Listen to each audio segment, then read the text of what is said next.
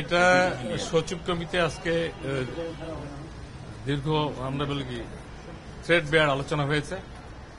এখানে আগে ছিল 700 টাকা পিএসসিটা, তারা প্রস্তাব করেছিল 350 টাকা, কিন্তু আজকে সচিব কমিটি এটা সিদ্ধান্ত নিয়েছে, সচিব কমিটির সিদ্ধান্ত পরে আপনার আইন আকারে হবে, সেটা হলো 200 টাকা।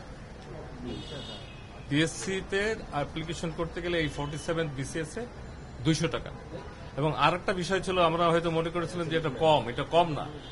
যারা আমাদের ট্রিপল প্রতিবন্ধী ছিলেন এদের আলাদা একটা ছিল 100 টাকা, সেটা কমিয়ে 50।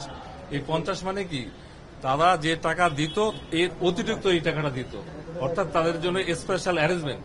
আজকে থেকে এই অতিরিক্ত টাকাটাও দেওয়া হবে না, এটা ফ্ল্যাট রেট। এই 47 বিসিএস থেকে যেই বিসিএস এ অ্যাপ্লাই করবে 200 টাকা। আর ফাইন্যান্স মিনিস্ট্রির মাধ্যমে আরেকটা আদেশ জারি হচ্ছে, ব্যাংক, বিমা, ইন্স্যুরেন্স, আধা সরকারি, আমরা যেটাকে বলি এক্সটেনশন অব দি গভর্নমেন্ট, এরকম যে কোনো প্রতিষ্ঠানে চাকরির আবেদন ফি সর্বোচ্চ 200 টাকা। এখন অনেক ব্যাংক, বিমাতে এরকম বড় বড় হাইফাইতে আছে 1500 টাকা, 2000 টাকা পর্যন্ত অ্যাডমিশন ফি নেয়।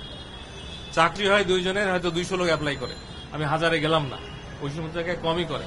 সেখানেও সরকারের অথবা আধা সরকার অথবা এক্সটেনশন অব দ্য গভর্নমেন্ট বলতে যাই বোঝায়, 200 টাকার উপরে কোনো আবেদন ফি নেওয়া হবে না। এই আদেশ এটা ফাইন্যান্স থেকে জারি হবে, আর ওইটা হলো পিএসসি থেকে জারি হবে। কিন্তু আমরা জনপ্রশাসনের মাধ্যমে আজকে সচিব কমিটিতে এটা চূড়ান্ত সিদ্ধান্ত হবে। আমরা চূড়ান্ত বলবো না, আরো হবে এটা তো এখন শুধু প্রজ্ঞাপন, এই যে ভালো, আপনারাই তো আমাদের ভালো জানেন, প্রজ্ঞাপন আদেশের অপেক্ষায়।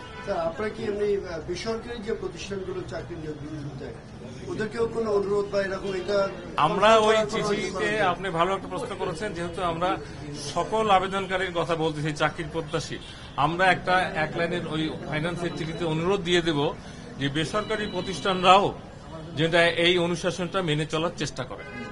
এই অনুরোধ আমাদের থাকবে সরকারের তরফ থেকে। এটা আর লাগবে না। প্রতিবন্ধীদের আমরা মনে করেছিলাম যে কম নিচ্ছে না, বেশি নিত। আগে 100 টাকা বেশি নিত, তারপরে কমায় 50 টাকার প্রস্তাব করা হয়েছিল। আজকে সেটা ডিলিট, কোনো টাকা দিতে হবে না, নর্মাল 200। ভাইবার নাম্বার 200 থেকে অনলাইন নাও, আমাদের যেহেতু এই যে নতুন আইন 2024-এর আইন 100।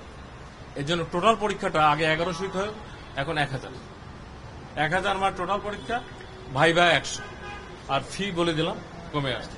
আর সরকারি, আধা সরকারি সমস্ত প্রতিষ্ঠানে যে কোম্পানি হোক, আমাদের ফাইন্যান্সের চিঠি যাবে, কারণ যার মন্ত্রণালয় সেই মন্ত্রণালয়ের চিঠি চোখে। কিন্তু সচিব কমিটি মানে সব সচিবরা এখানে থাকেন, এখানকার সিদ্ধান্ত মানে যার মন্ত্রণালয় যে সিদ্ধান্ত শেষে জারি করবে। জনপ্রশাসনের মূল কাজটা হলো এই প্রজ্ঞাপনগুলো জারি করে দেওয়া। Thank you very much. আমার মনে হয় মানে অর্থ মন্ত্রণালয় করবে, পিএসসি করবে কোনটা ফি, যেটা আবেদন ফি, চাকরি না, চাকরির আবেদন ফি আমাদের এগুলো সব করে, যে জনপ্রশাসন থেকে এগুলো প্রজ্ঞাপন হয়, পিএসসি করবে। আর আমাদের এই সরকারি অন্যান্য প্রতিষ্ঠানগুলো ফাইন্যান্স মিনিস্ট্রি করবে। আর এর বাইরে একটা অনুরোধ থাকবে, সেটা আমরা জনপ্রশাসনও করতে পারি, অর্থ মন্ত্রণালয় করতে পারে, যে বেসরকারি যে সমস্ত প্রতিষ্ঠানরা আমরা যেটা বলি কি প্রাইভেট অর্গানাইজেশন, তারাও যেন এই জায়গাটা মেনটেন করে, এই ব্যালেন্সটা মেনটেন করে।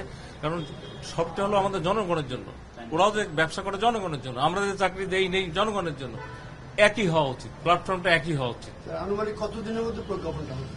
উইদিন এ উইক, কারণ 10 তারিখে বিজ্ঞাপন জারি করেছে না পিএসসি এবার 47-এর, এর আগে এটা করতে হবে। এর আগে না করলে তো ফর্ম জমাই দেওয়া যাবে না, একটার সাথে একটা সম্পর্ক আছে। অতএব এবার যে ঘটনাটা ঘটছে, যে চেইন ইফেক্ট আমরা যেটাকে বলি লিঙ্ক, মানে একটার সাথে একটা আপনার ওই টাইমের মধ্যেই করতে হবে। কোনো কিছু ফেলে রাখার কোনো সুযোগ নাই, কোনো মন্ত্রণালয়ের সুযোগ নাই, কোনো অর্গানাইজেশনের সুযোগ নাই।